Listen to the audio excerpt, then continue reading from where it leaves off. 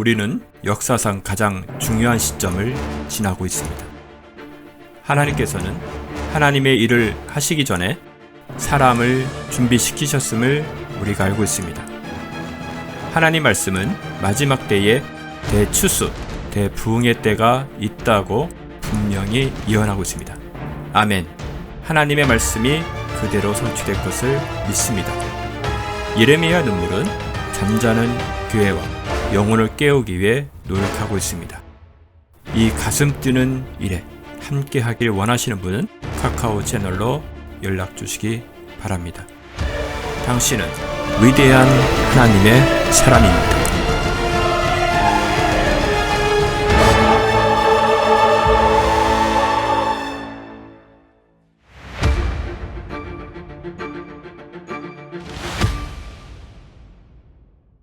몇 군데 좀 찾아볼 건데요. 우선 히브리서 11장 7절 말씀을 한번 보도록 하겠습니다. 우리 함께 읽도록 하겠습니다. 제가 시작하면 시작할게요. 시작. 믿음으로 노아는 아직 보지 못한 일들에 대해 하나님의 경고하심을 받고 두려움으로 행하여 방주를 예비함으로 자기 집안을 구원하였으니 그것을 통하여 세상을 정죄하고 믿음에 의한 의의 상속자가 되었느니라. 아멘. 자, 그 다음 또 다른 말씀을 보도록 하겠습니다. 시편 147편 11절 말씀 우리 읽도록 할게요. 시편 147편 11절 말씀. 시편 147편 11절 시작. 주께서는 자기를 두려워하는 자들과 그의 자비를 바라는 자들에게서 기쁨을 취하시는도다. 아멘. 자, 우리 잠언 말씀으로 또 들어가 볼게요. 잠언 10장 27절 말씀입니다. 잠언서 10장 27절 말씀 읽어볼까요? 네, 잠언 10장 27절 시작. 주를 두려워하면 장수하려니와 악인의 연수는 짧아지리라. 또 우리 잠언 8장 13절 찾을게요. 8장 13절 말씀. 자, 읽어볼게요. 8장 13절 시작. 주를 두려워하는 것은 악을 미워하는 것이라. 나는 교만과 오만, 악한 행실, 완고한 입을 미워하느니라. 자, 이번에는 잠언서 1장 29절을 읽도록 하겠습니다. 잠언서 1장 29절. 이는 그들이 지식을 싫어하며 주를 두려워하기를 원치 아니하였음이라. 이런 말씀이 있네요. 그쵸? 자, 자, 오늘 이 말씀 이렇게 이거 여기저기 읽어보니까 오늘 제가 어떤 말씀을 주님께 받아서 전하려고 하는지 딱 감이 왔죠. 네네, 뭔 것 같아요? 네, 경외. 자, 바로 주님을, 하나님을 두려워하는 거예요. 두려워하는. 네. 자, 참 놀랍게도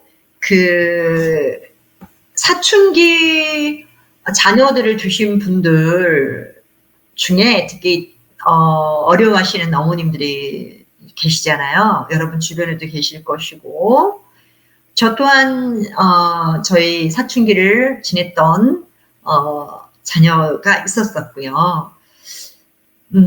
사실은 그 사춘기 때 청소년들이 부모님을 거역하고 또 대적한 경우도 있고, 아니면 아예 무시해서 부모님을 없는 사람, 투명 인간한 사람처럼 취급하기도 하고, 중2병이니 뭐 중3병이니 이래서 방에서 은둔하고, 아무리 엄마가 문을 열라고 해도 열지도 않고, 부모님과 소통 단절하면서 뭘 말해도 듣지 않는 그런 상황이 오기도 합니다. 자, 그런데 요즘 뭐 사춘기가 굉장히 좀 빨리 온다고 그러더라고요. 요즘은 좀 빨라져서 뭐 중학교까지 가지 않고 이미 초등학교 때부터 벌써 부모님 말씀을 무시하고 뭐 거역하고 막 소리 지르고 떼쓰고 막 참 그래서 마음을 힘들어하시는 분들이 있으신데 이쯤에서 아유 내가 정말 장가 안 가기를 잘했구나. 내가 정말 결혼 안 하기를 잘했구나. 생각하실 수도 있으실 거예요. 참 그만큼 사춘기 자녀를 두신 분들은 정말 많은 마음고생과 어려움을 겪고 계십니다. 자, 그런데 그 아기들이, 그 사춘기 자녀들이 좀 길게 가는 아이들 있잖아요. 늦게 시작해서 길게 가는 아이, 빨리 와서 길게 가는 아이, 아니면은 뭐 잠깐 지나가는 아이, 다 좀 다른데 이게 빨리 와서 늦게까지 처리 안 들고 계속 가면 그것만큼 힘든 게 사실 없잖아요. 근데 그 사춘기 때 부모님의 말씀을 순종하지 않는 아이들이 처음부터 그랬냐? 처음부터 그랬을까요? 네! 엄마 뱃속에서 태어나서 엄마가 젖을 딱 물으려고 하니까 나 그저 싫어! 그러면서 엄마 줬다 거부하고 엄마가 기저귀 갈라니까 깐난 얘기 내 엉덩이에 손대지 마. 엄마 내 엉덩이에 손대지 마. 기저귀 가는 거 싫어. 이렇게 했던 아기들은 있을까요? 없을까요? 없습니다. 단언컨대 이 지구상에 단 한 명의 아기도 존재하지 않습니다. 모든 아기들은 태어나서 응애 하고 엄마 품에 안겨서 엄마 젖 냄새를 맡으면서 엄마 젖을 빨면서 그 안에서 만족하고 행복해하고 기뻐합니다. 그리고 다른 사람들이 그 아이를 데려가려고 하거나 안으려고 되면 냄새가 다르니까 아이가 막 쏟아치게 울면서 넘어가죠. 엄마 품에 주면 얼른 애가 울음을 딱 그쳐요. 그쵸? 뭐 낯설이를 잘 아는 아이들이 이뻐해주면 얼굴이 좀 여러 번 봐서 안면 익숙해지면 가기는 가겠지만 계속 있지는 않아요. 시간 되면 엄마한테 가려고 막 합니다. 그리고 그 아기들이 이쁘다고 남의 집에 데려가서 재우려고 하면 어떻게 돼요? 낮에는 놀다가도 저녁 되면 밤에 잘 때는 엄마를 찾죠. 넘어가고 난리가 납니다. 그것처럼 우리도 마찬가지. 우리들도 마찬가지인데 우리가 하나님의 자녀들이 하나님을 모르고 있다가 예수님을 믿고 예수님을 구세주로 영접하고 회개하고 거듭난 이후에 그 사건이 있었던 그때는 정말 너무나 기쁘죠. 하나님이 좋고 교회 가는 것이 좋고 하나님 말씀만 들어도 읽어도 가슴이 뭉클해지고 십자가 얘기만 들어도 눈시울이 붉어지고 정말 너무 말씀에 목사님이 전하시는 말씀에 은혜 받고 그냥 새벽 예배도 가고 교회에 늘 가고 싶고 뭔 일을 맡겨도 열심히 다 할 수 있을 것 같은 그 열정과 헌신하는 그 마음이 우리 안에 막 솟구쳐 올라옵니다. 그래서 열심히 그렇게 헌신하고 주님을 기뻐하고 사는데 이 신앙의 과정에도 정말 희한하게 사춘기가 지나가는 사람들이 있어요. 없이 지나가는 사람도 있는데 그 사춘기가 지나가는 사람들이 참 많더라고요. 이제 교회에서는 우리 목회자들은 사역자들은 그걸 보고 뭐라고 하냐면은 교회 안에는 참 이상한 영적인 그 사이클이 있다. 그래서 당신 교회는 목사님 사역하시는 교회는 그 영적 사이클이 그 높낮이가 막 지나가는데 이게 몇 월 달이 옵니까? 라고 하면은 한국에는 목사님들은 예전에 어떤 분은 그러시대요. 5월 달. 겨울 딱 지나고 봄 되고 5월 달 되면은 교회 모든 성도들이 다 가라앉는데요. 곡선이 다 내려간대요. 예배 시간에 졸고 있고 봄이나 산으로 놀러 가야 된다고 교회를 빠지고 그렇게 열심히 있던 사람들이 시곤투 해주고 막 그 바닥을 치는 곡선이 다 제일 밑에 떨어질 때가 5월달이라고 하시는 목사님들이 계셨습니다. 그러니까 어떻게 해요? 목사님들이 막 8월달 되면은 또 다시 올라가요. 왜? 전교인 수련회, 전교인 영성 캠프 이래갖고 정말 기동 같은 데 불러서 막 그 전에 막 동원하고 막 프로그램 짜고 막 거기 가갖고 으쌰으쌰 하니까 다시 또 막 업돼갖고 다 채워져갖고 충만해서 피력돼갖고 충만해서 내려와서 또다시 맡겨진 사명 열심히 감당하고 예배도 안 빠지고 막 기도생활 열심히 하고 막 전도하고 막 이러면서 또 열심히 한대요. 그러다가 다시 또 시간이 지나면 그게 쭉 빠져갖고 또 9월쯤 10월 되면 또 산이러 들러 단풍 보러 이러면서 다니면서 다시 그러다가 다시 성탄절쯤 되면은 성탄절 교회 행사가 있잖아. 발표가 있고 막 선물 교환 있고 막 이러니까 새해가 오니까 다시 그때 또 막 그거 모여서 동원해서 준비하고 헌신하고 뭐 새벽 돌고 막 그런 거 준비하면서 다시 또 막 올라가는 그 사이클이 있다고 그러더라고요. 자, 그런데 참 그 사이클을 제가 나쁘다고 말하는 것이 아니라 이게 우리만 그런 게 아니라 믿음의 조상들 우리 아브라함 님도 보니까 그 사이클이 왔다 갔더라고요. 그래서 두 번의 그 사이클 동안에 툭 내려가고 애굽으로 두 번이나 내려가기도 하고 또 우리 다윗님 같은 경우에도 어떻게 해요? 네, 그 사이클이 오니까 다시 완전히 말할 수 없는 그 범죄 가운데 타락 가운데 들어갔고 나중에 회개하고 주님 앞에 돌이키게 됐죠. 자, 그런데 사춘기는 계속 오는 게 아니고 인생의 10대 때 한번 찾아와요. 그리고 어떻게 해요? 사춘기가 끝나고 나면은 그 다음에 생각이 성숙해지고 모든 호르몬이 정상화가 되면서 이제는 그것을 토대로 바른 생각을 할 수 있으면서 어떻게 해요? 제대로 살아갈 수 있게 되죠. 그래서 그 경험으로 말미암아 부모님들이 자기 자녀들이 태어났을 때 대비를 못합니다. 이 사춘기 우리 자녀도 지나갈 거야. 세게 지나가면 안 될 텐데 길게 지나가면 안 될 텐데라고 하면서 예방접종을 막 하기 시작합니다. 그래서 그 경험을 토대로 자녀들을 또 사춘기 때 어떻게 지나가야 되는지를 케어하고 있죠. 자, 그런데 우리가 이 사춘기가 깊이 지나가고 오랫동안 계속 가서 거기서 계속 깨어나지 못하는 15세 때 사춘기가 왔는데 여전히 30인데도 30대 중반인데도 여전히 그 사춘기 속에서 벗어나지 못하고 계속 부모님에 대해서 순종하지 아니하고 부모님을 사랑하지 아니하고 부모님을 두려워하지 아니하고 그게 마음이 굳어져서 폐륜녀가 되는 경우도 있더라고요. 그래서 저는 이제 오늘 말씀으로 왜 제가 이 인트로 이걸 가지고 왔냐면은 우리가 예수님을 믿고 하나님의 자녀가 돼서 달려가는 이 신앙의 놀라운 발걸음 속에서 우리가 침체기라는 사춘기가 잠깐 올 수는 있는데요. 그 은혜의 깊이가 그것이 왔다가 간 줄도 모르게 그냥 지나가 버리면서 계속 주님을 향해서 상승곡선을 타면서 계속 올라가시는 분들이 있어요.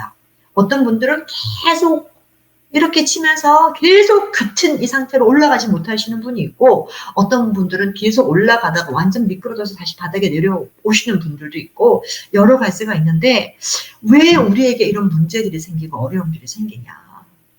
근데 이 성경 말씀으로 보니까 오늘 히브리서 11장 7절을 제가 메인 말씀으로 읽었어요. 시편 147편 11절을 함께 읽었습니다.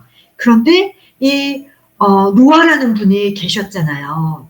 이 노아라는 우리 선지님이 계셨는데 이 마지막 때는 노아의 시대와 같고 소돔과 고모라의 시대와 같다고 분명히 말씀을 주님이 하셨습니다. 그래서 노아의 시대와 같고 소돔과 고모라의 시대와 같다고 하는 이 말씀에 우리가 여러 가지 것들을 찾아낼 수 있는데 물론 혹자는 그렇게 말씀하세요. 마지막 때 소돔처럼 다 죽게 되었어도 하나님의 건져낼 자가 있고 노아 홍수 때처럼 모든 사람이 죄를 지었어도 건져낼 자가 있어서 정말 건져냄을 당하는 자가 있다. 그러니까 걱정하지 마라. 하나님을 믿는 우리들은 하나님의 자녀인 우리들은 앞으로 환난과 어려움이 와도 아무 걱정하지 마. 주님이 건져내실 거야. 라는 그런 약간 긍정적인 측면으로 안심을 하시는 분들도 있으신데 노아와 홍수 때와 같다고 주님께서 말씀하신 그 문맥을 찾아보면 어떤 뜻이냐면 바로 이거예요. 죄가 완전히 다 관영한다. 노아와 홍수 때는 어떤 사건이 벌어졌어요? 그 세상 가운데 오직 노아와 그 아내와 아들 셋, 자부 셋, 그 8명 빼놓고는 사실 그 노아로 인해서 그 가족들이 함께 사실은 구원을 받아서 방주를 타게 된 거죠. 주님께서 노아의 믿음을 보셨거든요. 노아 그 한 사람. 그 자녀들이 믿음이 있었다, 아내가 믿음이 있었다는 말은 없어요. 노아가 당대의 완전한 사람. 그 노아 때문에. 자, 그런데 노아를 불러서 앞으로 이런 계획을 말씀해 주십니다. 하나님께서 땅의 지면에 기식하는 호흡하는 모든 것들을 내가 물로 다 쓸어버릴 건데, 홍수로 쓸어버릴 건데, 너는 이것을 피하고 어떻게 해요? 피하기 위해서 너희 자손들이 들어갈, 또 내가 명한 동물들을 들어갈 방주를 지으라고 하나님께서 친히 방주를 짓는 도면을 보여주십니다. 알려주십니다. 그래서 노아는 그 도면을 다 받아서 기록을 해서 그걸 보고 방주를 짓습니다. 자, 그때 방주를 지을 때 노아의 아들 중에 하나가 함셋 야벳이죠. 싫어요, 아버지. 나는 아버지가 짓는 거를 따라 지을 수가 없어요. 말이 안 돼요. 이렇게 맑은 날씨, 이렇게 창창한 날에 무슨 온 세상이 잠길 만큼 비가 온답니까? 그런 일은 있을 수가 없어요. 그 아들이 아버지를 딱 거부하고 방주를 짓는 거에 연합하지 않고 거기 있는 동네 사람들과 함께 먹고 마시며 그 사람들이 연락하는 곳에 가 있었다면 그 아들도 당연코 구원받지 못했습니다. 놀랍게도 그 세 아들은 방주를 짓는 일에 연합합니다. 자부들은 열심히 음식을 만들어서 참을 나르고 밥을 나르고 자기들도 할 수 있는 무언가를 계속합니다. 그 아내도 마찬가지. 뭐예요? 8명이 모두 힘을 합해서 그 방주 짓는 일을 함께 한 것입니다. 그래서 그 다음에 소돔과 고모라 때는 어떤 일이에요? 소돔과 고모라 때도 보면은 그 소돔과 고모라 성은 굉장히 큰 성이었어요.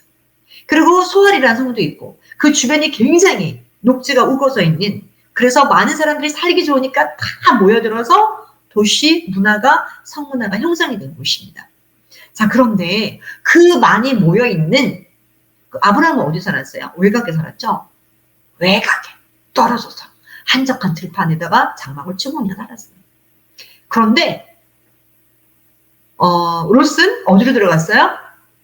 성 안으로, 지금 말하면 도시 안에 들어와서 그들과 어울려서 편안하고 안전하게 생활이 편하니까 거기 들어가서 벌어먹고 산 거예요. 물론 양을 쳤죠. 자, 그런데 거기 안에 죄가 너무나 관영해지니까 하나님께서 역시 소돔과 고모라를 멸망하기로 결정하십니다. 노아의 홍수도 예표가 뭐냐면 앞으로도 물은 아니지만 이 죄가 관영한 세상을 하나님께서 쓸어버리시고 심판하신다. 그 다음에 소돔과 고모라 땅도 어떻게 해요? 죄가 관영한 후에는 하나님께서 그 땅을 쓸어버리신다. 심판하신다. 불렀어요. 자, 그런데 그럼에도 불구하고 그 안에서 하나님을 두려워하고 경외하는 사람들은 하나님께서 모른 채 하지 않으시고 그들을 돌보시고 보호하시고 지키신다. 이것이 마지막 때 함께 가는 메시지입니다. 자, 그런데 여기 보면은 여러분들이 지금 우리 가정 가운데 나는 정말 하나님을 경외하고 두려워하고 따르는데 내 남편은, 내 부모님은, 내 자녀는, 내 친척은, 내 아시는 지인들은 믿음 안에 있지 않는데 어떡하냐? 근데 노아의 사명을 보면요, 노아가 방주를 지었는데 방주만 그냥 지은 게 아니에요. 외쳤습니다. 그래서 노아가 얼마나 사람들에게 외쳤습니까? 외쳤는데 그들이 듣지를 않잖아요. 자기 가족 외에는. 그러니까 예수님께서 십자가를 지시고 지옥에 내려가서 지옥의 영들에게 전했다라고 그랬는데 복음을 전한 게 아니고 본인의 부활하심을 전하고 선포하셨어요. 야, 누구에게? 그쵸? 홍수 때 진멸돼 버린 사람들에게. 성경이 나오죠.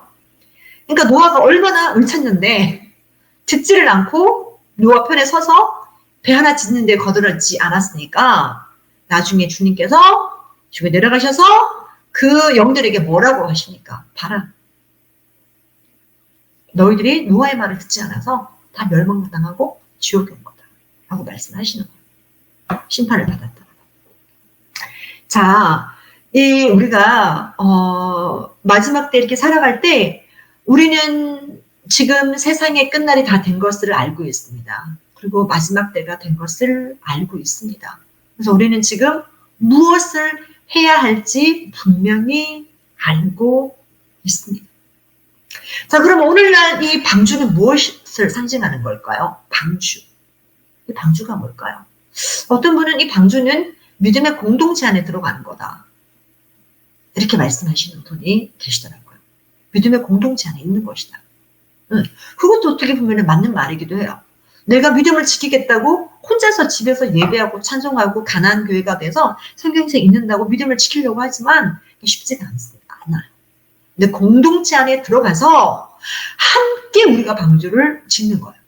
공동체가 함께 들어가서 하나님의 말씀 도면을 딱 붙들고 우리 마지막 때 어떻게 살아야 되지? 주님이 이렇게 살라고 명하셨지? 아, 그래. 우리가 이것을 주님 앞에 이뤄드리자. 맞아. 그렇지. 하면서 우리가 함께 빌드업 하는 거예요. 공동체 안에서. 그래서 함께 우리가 환난을 피하는 방주를 막 짓는 거. 사실은 이제 방주는 다른 말로 얘기를 하면은 바로 예수 그리스도를 상징을 합니다. 그분, 예수님 안에 있는 거, 그분 안에 있는 거, 그렇죠? 그런데 우리가요, 에베소서 2장 말씀, 3장 말씀에 보면은 우리는 광야에 떨어져 있는 쓰잘데기 없는 조각목과 같았고 광야에 떨어져 있는 쓰잘데기 없는 별 볼 일 없는 돌멩이 하나와 같은 자리였어요. 근데 얘가 광야에 떨어져서 하나만 있을 때는 그냥 돌멩이로 끝냈어요. 그냥 조각목으로 있을 때는 사람들이 들고 불쏘시개를 쓸 조각목밖에 되지 않았습니다. 그런데 하나님께서 그 돌멩이를, 그 조각목을 데리고 오셔서 어떻게 해요? 예수님 때문에 우리가 공동체 안에, 교회 안에 묶어서 주님께서 돌로 다듬기 시작하십니다. 어떻게 다듬어요? 주님이 우리를 다듬을 때 정으로, 그쵸? 망치로 우리가 쪼아서 요 안에 들어갈 만한 모양으로 우리를 막 다듬어서 막 만들어서 넣고 싶어 하시나요? 너는 벽돌, 기초돌이 되거라. 너는 문지방 옆에 있는 그 사이에 요만한 틈, 조그만한 거 요만한 틈에 들어갈 돌멩이가 되거라. 자서 거기만큼 모래도 거기다가 팍 떼어서 문이 흔들리지 않도록. 그쵸? 모든 부분마다 주님께서 그거를, 우리를 다듬으셔서 주님의, 하나님의 거하시는 전, 교회, 이거를 만들기 위해서 우리를 다듬어서 넣으시거든요. 넣으시는데, 우리가 아까 전에도 사춘기 아들 자녀 얘기했는데, 이 사춘기 자녀가 자기가 잘난 줄 알고, 자기가 혼자 잘난 줄 알아요. 엄마 젖없이 큰 줄 알아요. 엄마가 똥기저귀 갈아주지 않고, 먹을 것도 주지 않고, 자기 스스로 태어나서 다 먹고 산 것처럼 사춘기가 되면 착각이 됩니다. 그래서 낳아주신 부모님의 은혜를 잊고, 그치, 열심히 일해줘서 돈을 벌어다 주신 아버지 은혜를 잊고, 자기가 왕이 돼갖고, 집에서 큰 소리 치고, 문도 안 열고, 엄마한테 대들고, 더 전에 핸드폰 사내나, 막 이러면서 왕노릇을 해요. 부모님 마음이 얼마나 아픈지. 사춘기 때 부모님들이 정말 마음이 아프잖아요. 세상에 그렇게 이뻤던 내 자녀가 어떻게 이렇지? 자, 우리 영적인, 우리가 신앙 안에서의 사춘기도 빨리 끝내는 게 좋아요. 최대한 빨리 끝내는 게 좋아요. 왜냐면 하나님께서 은혜를 주시고 그거를 딛고 일어서서 변화시키기를 원하시지만 사실은 그때 하나님 마음이 되게 아프세요. 사춘기를 가지신 부모님의 마음이 너무 아픈 것처럼 하나님도 마음이 너무 아프시거든요. 그래서 그러면은 어떤 사람들이 우리가 신앙의 사춘기가 없거나 아니면 와도 빨리 지나가거나 그 사춘기를 통해서 더 하나님의 큰 은혜를 사모해서 하나님 앞에 효자, 효녀가 될 수 있느냐. 바로 여기 나온 말씀 아까 읽은 그대로요. 하나님을 두려워하는 자들이에요. 우리가 마음 바탕 위에 하나님을 두려워하는 마음을 항상 가지고 깔고 있어요. 하나님을 두려워하는. 그러니까 우리가 은혜를 받고 시간이 지나고 나서 하나님의 사랑을 받고 편안하게 살고 지나면은 처음에 은혜를 딱 받았을 때 내가 죽을 것 같은 상황 속에서 하나님이 병을 고쳐주시고 내가 지옥 갈 존재구나 두려워하고 있을 때 그 정죄함이 사라지고 구원의 은혜를 주시고 말씀의 확증을 주셔서 나는 이제 자유함을 얻었다. 나는 용서를 받았다. 할렐루야. 그렇게 기쁨으로 주님을 섬기고 있을 때 나중에 이 마음이 계속 차시면서 어떤 마음이 들어가요? 점점 마음이 하나님을 향해서 담대해지는 거는 좋은데 하나님을 향해서 너무 담대해지는 거예요. 너무. 그래서 얘야 아침에 오늘 하루 삶을 이렇게 살아라. 너가 오늘은 이거로 했으면 좋겠다. 저녁에 잠자기 전에는 꼭 하루 삶을 나랑 계수하고 기도하고 잤으면 좋겠구나. 오늘은 누구에게 사랑을 좀 전하거라. 아니면 성경을 하루에 정말 몇 장 읽으면서 나한테 나를 좀 더 알아가거라. 내 마음을 좀 받으라. 이렇게 말씀을 하실 때 그리고 모이기를 피하지 말고 더 힘써서 너가 맡겨진 일과 모이는 일에 더 모여서 맡겨진 일을 감당하거라. 이렇게 말씀을 주셨으면 처음에 은혜를 받았을 때 거기에 막 생명을 걸 거예요. 너무나 열심히 하다가 점점 나중에 어떻게 돼요? 영적 게으름이 찾아오기도 하고 영적 사춘기가 찾아오기도 하고 어떤 뭐 다른 것들 때문에 어떤 그 사이클이 갑자기 무너지면서 다시 뛰는 그 속도가 원래의 속도만큼 따라가지 못할 때가 오기도 합니다. 자, 그런데 하나님께서 우리에게 원하시는 것은 뭐냐면요. 하나님의 기쁨을 두는 사람이 있어요. 하나님께서 물론 하나님을 사랑하는 자 있으시죠. 하나님을 사랑하는 자는 하나님을 사랑한다고 하셨습니다. 그런데 제가 성경 말씀 좀 읽어보니까 하나님의 기쁨을 두는 자가 있다고 그러더라고요.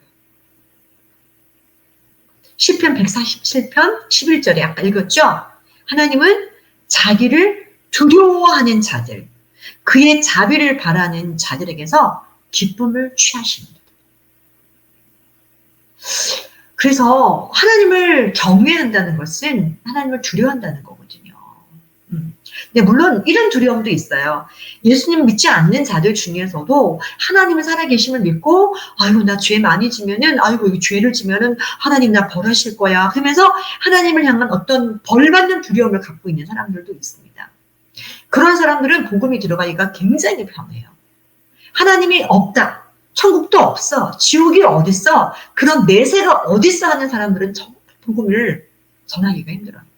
그래서 하나님이 없다. 그리고 진짜 복음 전하기 힘든 사람들 다녀보면 원숭이를 믿는 사람들.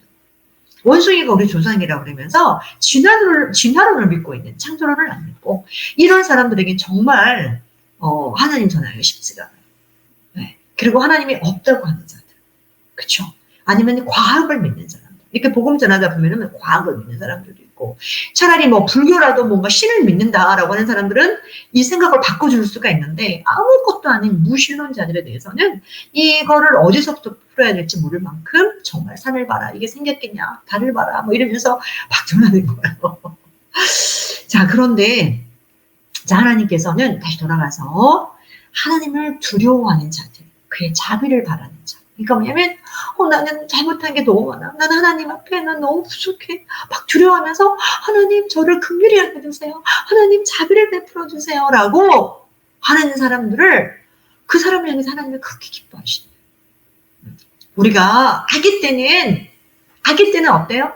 엄마가 젖을 먹여주려고 그러면은 그 젖을 만족해하고 너무너무 기쁜데 아이들이 아장아장 걸을 때 엄마가 안 돼! 얼굴로 안 돼! 이놈, 떼치, 애비! 뭐 이렇게 일을 하잖아요. 그럼 애들 어떻게 해요? 그 한마디에 아장아장 걸음 많은 애들이 엄마의 사랑 받다가 뜨거운 거 씹으려고 그럴 때 애비! 안 돼! 뜨거워! 아, 뜨거워! 뭐 이렇게 하면은 아이들이 그 자리에서 울어요. 와! 울어요. 그래서 어떻게 해요? 아니 괜찮아 토닥토닥 하면 엄마 품에 안겨서 막 서러워서 울죠. 그럼 토닥여줍니다. 그만큼 아이들이요 엄마가 소리 지르고 엄마가 안 되라고 엄마 그 말 한마디에 엄마를 두려워하면서 울어요. 그리고 그 말을 듣기 시작해요. 들어. 하나님이 가장 좋아하고 기뻐하는 상태가 이 상태. 엄마가 하나님이 주는 그 젖줄 말씀을 주었는데 마치 생명의 양식인 것처럼 젖인 것처럼 기뻐서 꿀꺽꿀꺽 마시고 너무 좋아하고 하나님 감사해요. 오늘 이 말씀 감사해요. 이 말씀으로 살아갈게. 근데 내가 오늘 살다 보니까 뭔가 부족한 게 있었어. 저녁에 하나님 앞에 엎드려서 그것이 죽을 지인 것처럼 가슴 아파서 우는 거야. 나 어떡해, 하나님, 나 어떡해요, 나 어떡해요, 하나님. 그거를 베풀어 주세요. 주님 말씀대로 작은 것 하나 순종할 수 있게 해주세요. 라고 주님 앞에 나 이러다가 타락하는 거 아니야? 나 이러다가 변질하는 거 아니야? 왜 갑자기 하나님을 경외하고 하나님을 두려워하는 마음이 없어져서 하나님을 향한 담대한 마음밖에 없는 거지, 내가 지금? 그런 두려움. 항상 하나님을 경외하면서 하나님을 원하는 대로 순종하고 살고 싶은데 때로는 그게 안 될 때 너무 자기 자신에게 막 두렵잖아요.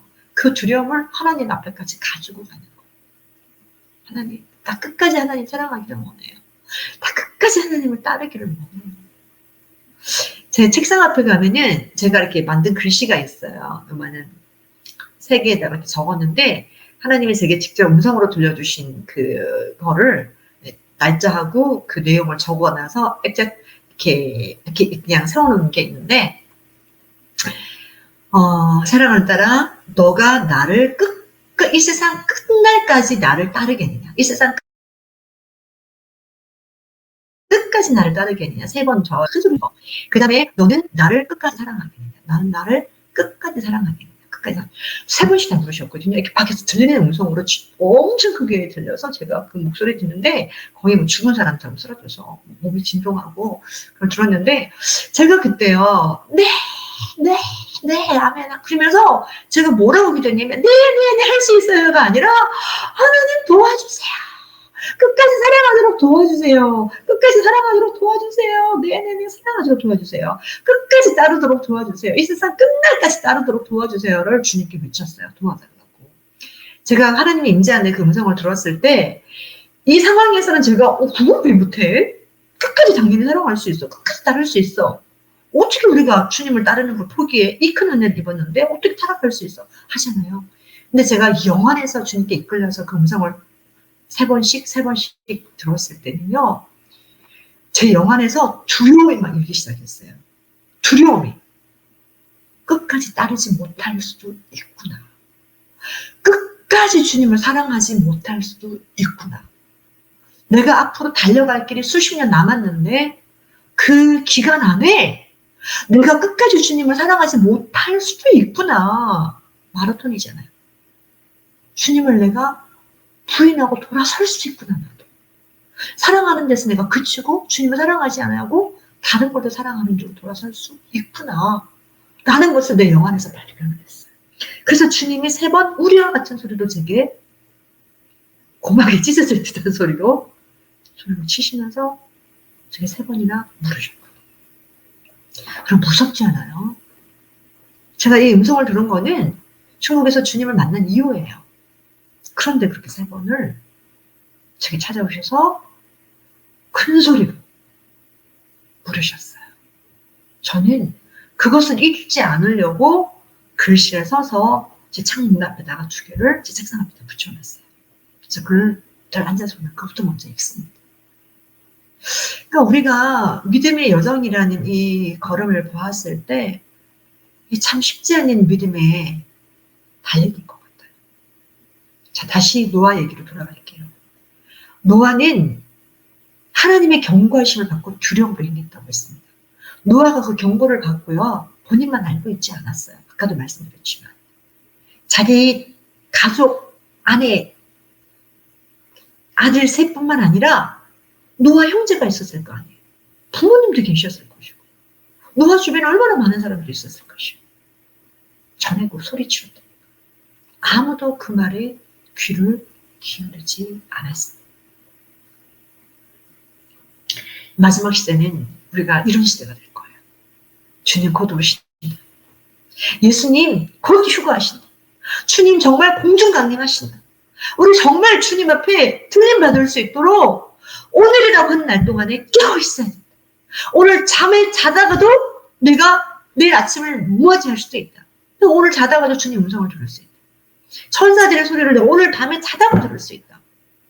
라고 하면서 매일이라고 하는 날 동안에 주님을 너무 사랑하지만 주님 앞에 사랑함으로 담대함만 가지는 것이 아니라 두려움을 함께 가지고 가야 된다는 거.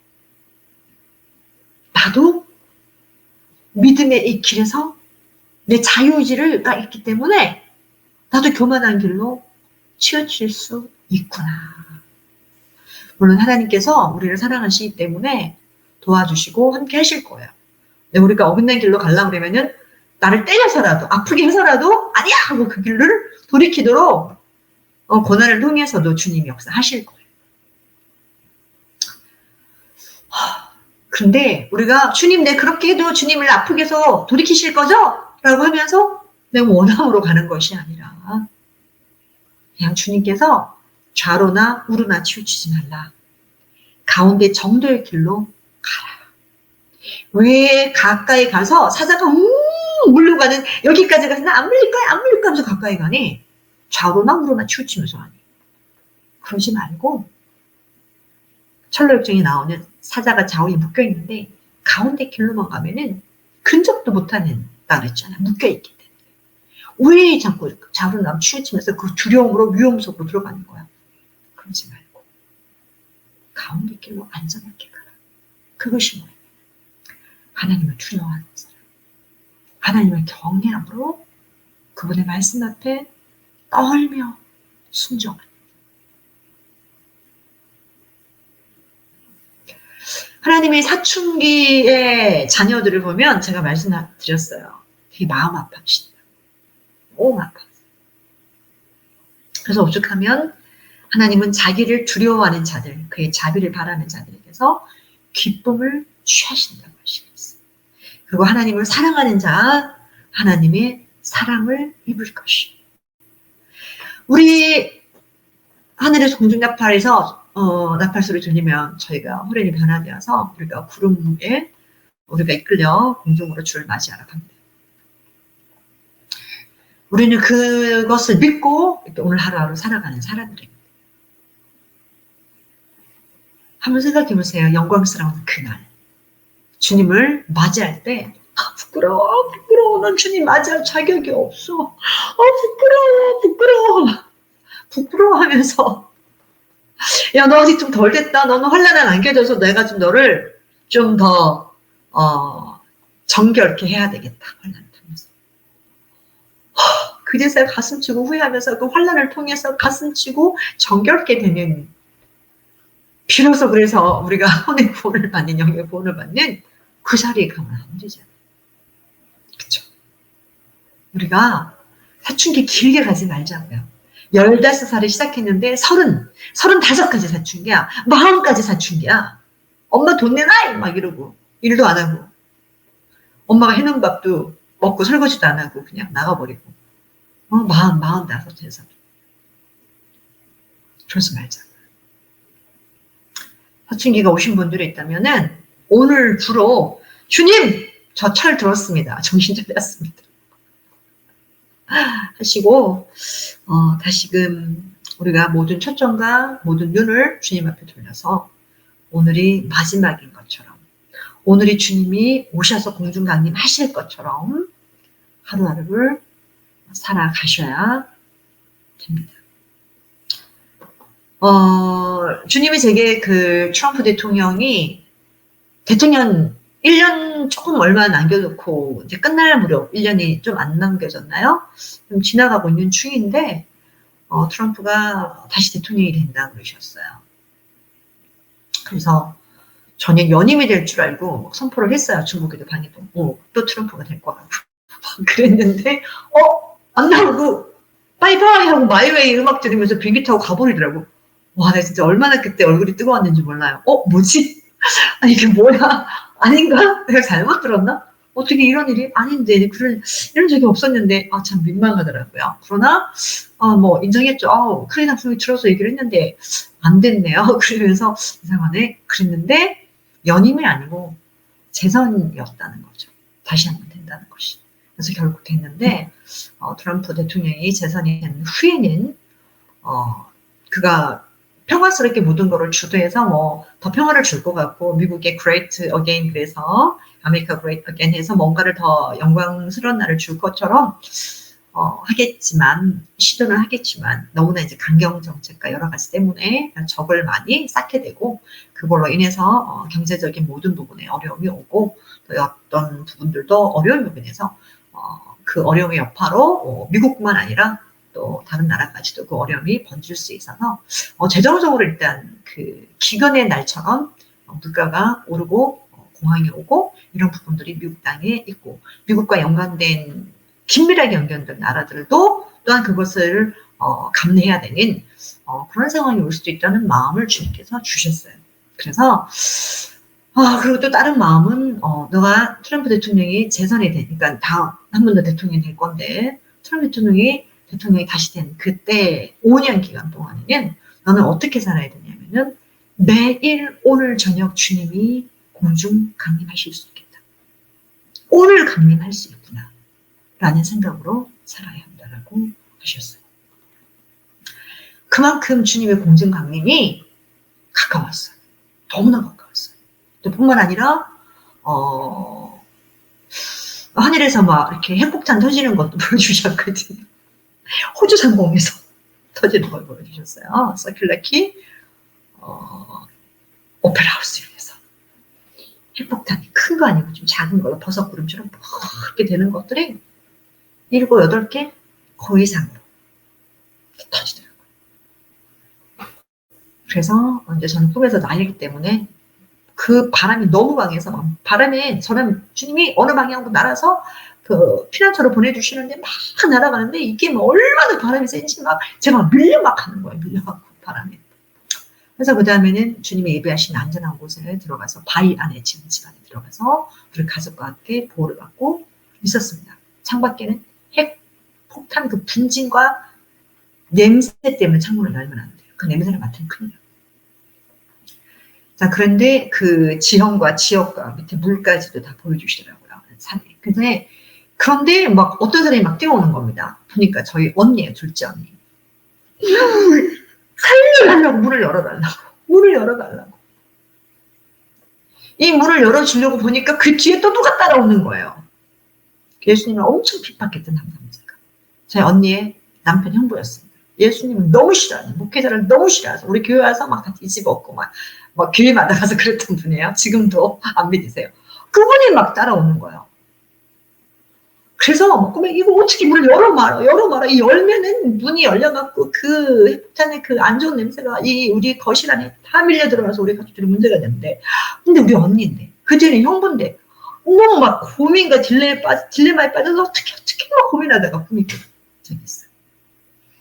그래서 호주도 안전지대는 아니구나 그런 생각을 했었죠. 그래서 저희가 어쨌든 트럼프 대통령이 된 이후부터 트럼펫 나팔 소리가 울렸어요. 퍼졌어요. 뭔가가 스타트가 되기 시작했습니다. 그 트럼프가 휴거 트럼프 이런 거 아니에요. 그거는 아니고 많은 것들이 이제 시작이 되는 것들이 울렸습니다. 그래서 하여튼 참 두려워요. 조마조마해요. 저는 미국의 큰일이 뭔가 러시아에서 화가 나서 확 하고 핵폭탄 써서 미국 땅에 떨어뜨린 거 아닌가 이런 생각도 들고 우크라이나가 그러나 중국이 그럴 건가 그런 생각이 들어서 어떡하냐 이제 그런 걱정이 듭니다. 그런 생각이 드는데 그래서 참 미국도 어려울 날이 오겠구나 그런 생각이 들고요. 여러분 우리가 너무나 아이러니한 건 저는 트럼프 씨가 대통령이 된 이후부터 주님께서 예선해 주셨고 또 어떤 일이 일어날 거를 보여주시고 하나하나씩 밀어주는 걸 보면서 저는 사실 매일 오히려 긴장이거든요. 더 긴장해요. 더 깨어 있어야 되는 더 긴장의 연속인데 또 하나 제가 놀란 게 있어요. 제 주변에 많은 성도님들과 여러분들은 지금 너무 평안한 거예요. 삶도 평안, 마음도 평안, 아니면 너무 바빠. 정신없이 어쨌든 삶이 내 스케줄에 나를 이끌어가는 거. 정신없이. 다시금 그 눈을 하나님께 다시 고정시키고 말씀에 고정시켜서 정말로 많은 것들을 가지치게 하고 주님께 포커스를 맞춰야 될 어느 때보다도 그렇게 살아야 할 사실은 지금 그런 때인데 많이 안타깝습니다. 네. 여러분 다시 포커스를 주님께 맞추고 주님께 좀 집중을 했으면 좋겠습니다. 우리의 삶의 모든 근본과 우리가 살아가는 이유가 이게 세상에 있는 것들을 영위하고 이거를 프로텍트 해갖고 보호해서 그냥 어느 순간 계속 까지 살아가는 게 아니라 지금 우리가 엔드 오브 타임이에요. 엔드 타임에 살고 있거든요. 그리고 오늘이라도 주님이 오실 수 있는 상황이고 오늘이라도 제3차 대전이 펑하고 터질 수 있는 상황 속에 지금 살고 있어요. 지금 대만과 중국과의, 북한과 한국과의, 그쵸? 러시아와의, 미국과의, 우크라이나의, 미국과의. 지금 많은 것들이 지금 너무나 긴박한 상황으로 올라가고 있습니다. 어느 때보다도 이런 적이 없어요. 전 세계가. 전 세계가 지금 전쟁의 도가니로 들어갈 수 있는 상황만큼 이런 적이 없었습니다. 자, 그리고 제가 얼마 전에 그 예레미야 채널 오늘 이거 하느라고 읽다가 보니까 그리고 어제도 제가 이걸 시간이 없어서 내용을 못 읽었는데 뭐 SKT가 어떻고 KT가 어떻고 뭐 통신사를 옮겨야 되고 이런 글을 제가 잠깐 읽었어요. 그래서 이건 또 무슨 일이지? 제가 뉴스를 안 보기 때문에 뭐 내용을 잘 모르거든요. 댓글만 여러분들이 올린 글만 보고 좀 읽었는데 뭐 something 뭐 사이버 어택 받은 거예요. 뭐 어떤 건지 모르겠는데 어쨌든간 이제 뭐 그런 일들로 또 한국도 막 혼란이 오고 막 좀 그런 것 같습니다. 그래서 여러분 우리가 지금 노아가 왜 그 방주를 그 오랜 시간 동안 방주를 지을 수 있었냐? 아니 1, 년이 아니잖아요. 50년도 아니고. 그쵸? 우리 여러분 주님 곧 오신다. 우리 매일 어떻게 주님 앞에 믿음 안에 더 있어야 돼. 우리 주님 앞에 주님 붙들고 말씀 순종하면서 살아야 돼. 정말 우리가 구원의 그 감격을 잃지 않아야 돼. 구원의 감격, 기쁨, 십자가 생각하면 그 눈물, 그거 소멸하면 안 돼. 막 우리 이런 마음을 가지고 살잖아요. 근데 이 노아 우리 선생님은 하나님께 그 도면을 받고 방주를 지으면서 한 10년쯤 지났을 때 아무리 봐도 비가 안 올 것 같아. 그만두자. 한 50년 짓고 나니까 아무리 봐도 안 올 것 같아. 그만두자. 안 하셨다는 거.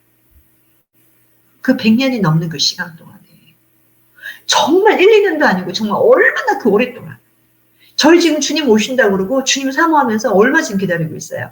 10년? 20년? 몇십 년? 주님과의 깊은 만남 이후에 주님이 오늘 오실 것처럼 살아갔던 여러분의 그 강단과 그 각오가 언제부터 시작했어요? 10년 지나니까 5년 지나니까 헤이헤이해지나요? 자, 우리 의인은 어떻게 해요? 성경 말씀해 보니까 독수리 날개치며 올라간다고 했더라고요. 어떻게 해요? 독수리 날개치며 올라간다. 우리는 올라가야 됩니다. 독수리 날개치며 그 영적 바람, 성령의 바람, 그 기류를 붙들고 올라가요. 독수리가 밑에서 올라가는 거 굉장히 힘들대요. 몸이 무거워서 깃털도 많고. 특히 30년 된 나이만 독수리들은 더 힘들대요. 날아가는 게. 그래서 독수리는 어떻게 날아요? 보통 바위 위에 집을 있죠. 높은 바위 꼭대기에. 그래서 그 바람을 타고 올라간대요. 그래서 그 바람을 뒤를 놓지 않고 어떻게 해요? 독수리는 착지해서 물건을 잡아가는 게 아니고 자꾸 멈췄다가 올라가는 거는 너무 힘들기 때문에 독수리의 비행법은 어떻게 해요? 바람을 타고 확 낚으면서 낚아채서 그 기류를 그대로 가지고 올라가요. 얘가 멈추고는 이 양 같은 거 한 마리를 들고 못 올라간답니다. 기류를 타고. 우리가요, 신앙의 영적 기류가 여러분 안에 있어요. 그 은혜 받았던, 그 간격이 있었던, 그 하나님을 사모했던, 그 사랑했던 그 뜨거운 마음이 그 상승 기류를 계속 타고 있어야지 어느 날 시작하고 발을 땅에 대고 착지를 하고 있으면 아유, 안고 싶다. 아이고, 눕고 싶다. 아이고, 불 때서 더 뜨겁게 자고 싶다가 되는 거예요. 영적 상황도 똑같아요. 착지하면 안 돼, 착지. 우린 날고 있어야 돼. 그 성령의 상승 기류, 믿음의 기류, 영적 기류를 계속 타고 있어. 그 영적 기류가 계속 흐르는, 바람이 흐르는 곳에 계속 모이기를 힘쓰고 애를 써야 돼요. 그냥 여기가 졸싸움이하고 발을 디디는 순간 다시 날아오르는 게 너무 힘들어요. 그래서 특히 어떤 사람이 힘드냐. 신앙생활 30년, 40년, 50년 해갖고 안다, 들었다, 보았다, 뭔가 많다, 나 다 알아 하시는 분들이 한번 착지하고 쉬기 시작하면 날기가 진짜 힘들어요. 왜 그러냐면 독수리한테 비유를 해볼 건데요. 성경이 독수리 얘기 많이 하죠. 독수리는요, 30년을 삽니다. 그리고 40년까지 사는 독수리도 있어요. 자, 그런데 이 독수리가 30년에서 40년을 산 후에 죽거나 다시 30년에서 40년을 더 살거나 해요. 놀랍죠? 어떻게 독수리가 그게 가능하지? 독수리가 30년, 40년 산 후에는 다시 30년과 40년을 더 살거나 굶어 죽거나 둘 중에 하나래요. 그럼 독수리가 어떻게 저 30년, 40년을 생을 부여받을 수 있냐? 독수리가 나이가 들면은요, 부리가, 그러니까 우리 집에서 키우는 애완조류들은 발톱도 깎아주고, 부리도 깎아주잖아요. 근데 야생 독수리를 누가 그 부리를 깎아주고, 누가 그 발톱을 깎아주고, 다듬어 줄 수 있으니까, 누가 내가 키우는 독수리가 아닌 다음에요. 독수리 스스로 높은 바위 위에 올라가서, 이제는 부리가 너무 휘어져서 사냥도 못하고, 발톱이 너무 안으로 이렇게 꼬부랗게 들어가갖고 잡을 수도 없고, 날개가 너무 겹겹이 쌓여갖고 무거워서 날 수가 없는 상황이 되는 거예요. 그래서 굶어 죽는데, 그때 독수리는 결단을 합니다. 높은 바위 산 위에 올라가서 자기 스스로 부리를 가지고 어떻게 해요? 자기 발톱을 뽑아내요. 지금 있는 발톱을 다 뽑아내요. 피를 쳐져 흘려. 그리고 그 부리로 아니면 그 발톱을 바위에 사정없이 막 부딪혀서 분질을 하죠. 뽑아내죠. 피를 흐르도록. 어쨌든 뽑아낸대요. 제가 책에서 읽은 거는 뽑아내고요. 그리고 그 부리로 자기 깃털을 다 뽑아낸대요. 그 다음에 마지막으로 그 부리를 가지고 바위에 부딪혀서 부리를 다 쪼개낸대요. 그럼 어떻게 해요? 피겠죠? 그리고 기다린대요. 놀랍게도 그 부리에서 새 부리가 나오고, 발톱에서 새 발톱이 나오고, 날개 깃털이 새 깃털이 나옵니다. 그러면 다시 30년에서 40년을 살 수 있다. 처절한 고통이죠. 자기가 있어.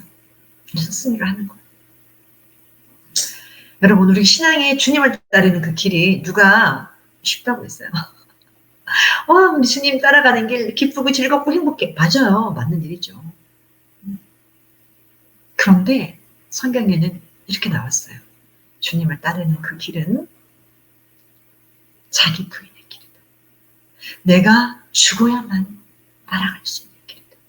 내가 아직도 살아서 내 원함이 나를 덮는다면, 내가 편리함을 추구하고 내 안식을 추구하고 내 명예를 추구하고 나의 성공을 추구하고 예수님을 그것으로 도구로 삼고 살아가면서 내 안에 기복으로 평안으로 가득 차서 할렐루야 주님 감사합니다. 내가 기도할 때마다 응답하시는 주여, 평안함을 누리며 살아가는, 내 풍요로움을 누리고 살아가는 주님께 기도해서 받은 거예요.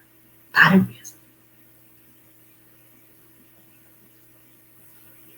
그런 사람들이 그렇게 살아가는 길이 아닌, 정말 주님을 따르는 길은 자기 부인의 길, 나를 부인하는 거. 우리 다 편하고 싶죠? 다 들어놓고 싶고 안전하고 싶고. 그랬다면 우리는 복음을 듣지 못했습니다. 제자들이 그랬다면, 초대교회 성도들이 그런 마음으로 살았다면 우리는 아직도 복음을 듣지 못했을 겁니다. 그들이 주님 앞에 받은 말씀, 사명을 생명을 다해 나아가는 그 자리까지 나갈 수 있었기 때문에 오늘날 저희가 복음을 들었습니다. 복음을 들은 우리는 책임이 있어요. 어떤 책임이 있냐? 네. 첫 번째는 내가 그 복음을 주신 하나님께 늘 감사하고, 하나님께 감사하고, 하나님을 경외하며, 하나님을 두려워하며 그분을 섬기는 마음으로 살아가야 된다. 그래서 그분을 사랑하며 살아가야 된다. 두 번째는 그 좋으신 복음, 그 좋으신 예수님을, 하나님을 주변에 소개하면서 살아가야 된다. 뭐 딴 것까지 안 가도 돼요. 딴 끝까지 부르는 사람들 하나님 콜링이 있어요. 그런 분들 특별한 콜링이 있으셔서 딴 끝에 가는 거고요. 대부분은 주님께서 어떻게 해요? 예루살렘에서 해라. 또 어떤 사람은 하나님이 유대로 부르기도 하시고, 사마리아 땅끝까지 부르게 되었어요. 하나님 분명한 콜링이 있어요. 그런 분들. 떠나시는 분들. 왜냐하면 그 콜링이 없으면 가슴 다 무너지거든요. 콜링이 있어야 견뎌요. 하나님 부르시니까. 하나님 보내지 않으셨으니까. 하나님 부르시지 않으셨으니까. 힘들 때 막 주님 앞에 샤우팅하는 거. 알았어. 주님. 우리 모든 제자들도 콜링이 다 있으셨어요. 너는 이방 왼쪽에, 너는 이쪽 땅, 너는 아라비아, 너는 땅끝까지.